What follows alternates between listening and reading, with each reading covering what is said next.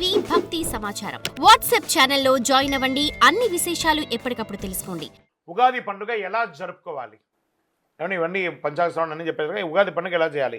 ఉగాది రోజు సూర్యోదయం కంటే నిద్ర లేవాలి. ముందు చక్కగా తలకు నువ్వుల నూనె పెట్టి అభ్యంగన స్నానం చక్కగా సూర్యుని ముందర నిలబడుకొని ఒకసారి సూర్య నమస్కారాలు చేసేసుకొని తల స్నానం చేయాలి. నలుగు పిండి పెట్టుకుంటే నలుగు పిండి పెట్టుకొని చేయండి. కొత్త బట్టలు ధరించండి.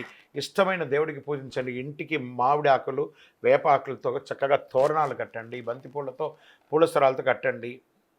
ఇష్టమైన దేవుని పూజించండి. ఉగాది పచ్చడి తాగండి. ఆహారం తినడానికంటే ముందు ఉగాది పచ్చడి తాగండి. ఉదయం లేదా సాయంత్రం వీలు చూసుకొని గుడికి వెళ్ళండి.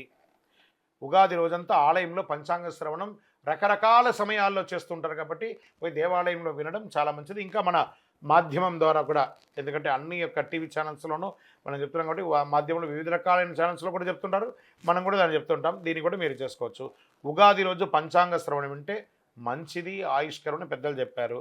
ఇది నిజమా కల్పితమా అనేది పక్కన పెడితే పంచాంగ శ్రవణం అనేది విశ్వాసంతో ముడిపడి ఉన్నది కాబట్టి పంచాంగ శ్రవణం వల్ల విశేష పుణ్యం లభిస్తుంది. మీ పెద్దవాళ్ళకి అందరికీ నమస్కారం చేయండి. పేద జల్లు వాళ్ళకి అందరికీ బట్టలు కొనియడము, లేదా మజ్జిగ, ఇప్పటి నుంచి వేసవి తాపడం అవుతుంది కాబట్టి చలివేంద్రాలు ఏర్పాటు చేయండి. చలివేంద్రాలు ఏర్పాటు చేసి మంచినీళ్ళు ఏర్పాటు చేయండి. మజ్జిగ ఏర్పాటు చేయండి.